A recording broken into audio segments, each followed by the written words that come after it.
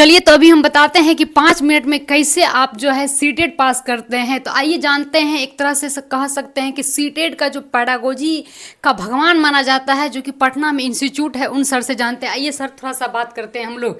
जानते हैं योद्धा सर से कि सर जो है बहुत ही कह सकते हैं पैडागोजी को आसान बनाने के लिए अलग अलग तरीकों का उपयोग किए जाते हैं। तो हमारे क्लास जो होता है ऑफलाइन, उसमें बच्चे और ऑनलाइन के बच्चों को क्या रहता है कि जैसे और भी बच्चे जो यहाँ तक नहीं पहुँच पाते हैं, उनके लिए कि 5 मिनट की क्या थ्योरी रहेगी जिससे सीटेट पास हो जाएंगे। बताएंगे सर आप थोड़ा सा हमको कि 5 मिनट में कैसे क्लास जो है या स्टूडेंट को बताने का कोशिश करेंगे। धन्यवाद। तो बहुत सारे स्टूडेंट का ये डाउट भी होता है और मन में शंका भी होता है और उनके मन में विचार भी होता है क्या कि आखिर में क्या करें जो कि स्मार्ट तरीका से सीटेट क्वालिफाई कर सके। बहुत सारे स्टूडेंट ऐसे हैं कि एक बार, दो बार, तीन बार से असफल हो जाते हैं और उनको पता ही नहीं चलता है कि असफलता का मेन कारण क्या है, वजह क्या है।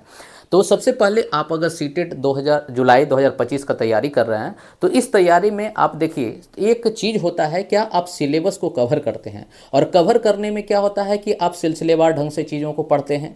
कोई ऐसा भी स्टूडेंट होता है कि सिलसिलेवार ढंग से चीज़ों को पढ़ता है लेकिन सेलेक्टिव चीज़ को पढ़ता है और बार बार उन चीज़ को रिवीजन करता है और उनके सारे और भी प्लस पॉइंट होते हैं जिसके वजह से कम एफर्ट में वो सक्सेस कर जाते हैं, मतलब सफलता हासिल हो जाती है।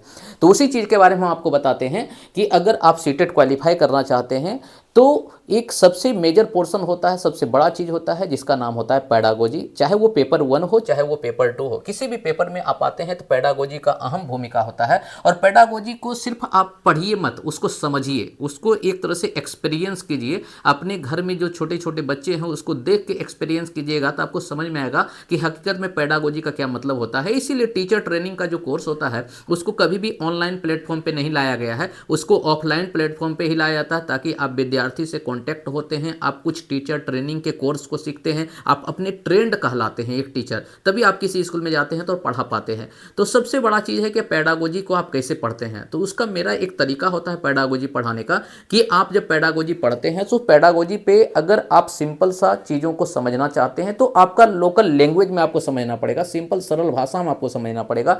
और सरल भाषा में समझने के साथ उस पे आधारित अगर हम क्वेश्चन कर लेते हैं तो हमको पता चल जाता है कि यह क्वेश्चन का तरीका पूछने का क्या होता है और मेरा थ्योरी पढ़ने का तरीका क्या हो जाता है। तो सबसे पहले तो आपको यह करना पड़ेगा कि पैडागोजी में कि चीज़ों को स्पष्ट रूप से पढ़ना पड़ेगा और साथ में उस पर आधारित क्वेश्चन करना पड़ेगा। और क्वेश्चन करने के बावजूद भी अगर उसमें सेलेक्टेड क्वेश्चन होता है कुछ, कि आपको वो करना ही करना चाहिए, क्योंकि उसको जब करते हैं तो कम से कम उस पोर्शन के बारे में आपका कॉन्सेप्ट और भी क्लियर हो जाता है। हम मानते हैं कि बहुत सारे टीचर जो हैं यूट्यूब चैनल पर भी ऑनलाइन ऑफलाइन सभी जगह जो है अपना कोर्स पढ़ाते हैं, तो उसमें किसी भी टीचर में कोई किसी तरह का कमियां नहीं होती है। बस कमियां इस बात का होता है क्या कि टीचर उन चीज़ों को स्टूडेंट तक सही मामले में पहुंचा नहीं पाते हैं।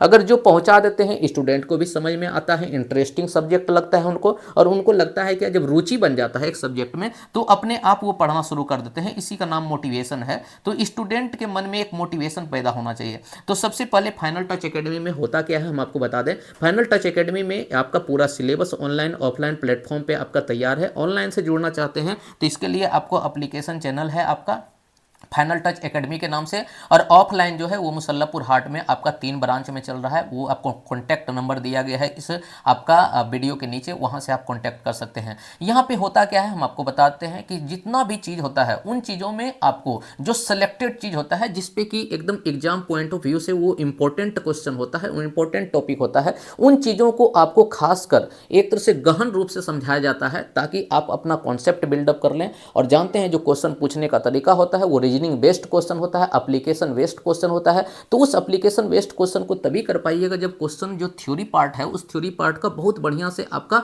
अध्ययन हुआ है, एग्जाम्पल के माध्यम से, इधर उधर के अनुभव के माध्यम से अगर आप करते हैं तो ये चीज आपको एक प्लस पॉइंट मिल जाता है। दूसरा क्या हो जाता है कि आपका एक ग्रुप बनता है, उस ग्रुप में आप डिस्कशन करते हैं, अपना क्वेश्चन जो डाउट होता है उसको आप वहां पे रखते हैं। वहां बहुत सारे आपके जैसे स्टूडेंट होते हैं जो उसका उत्तर देते हैं। अगर उस उत्तर में किसी तरह का कुछ प्रॉब्लम होता है तो फिर टीचर भी उसमें इन्वॉल्व होते हैं और आपके डाउट को क्लियर करने की कोशिश करते हैं।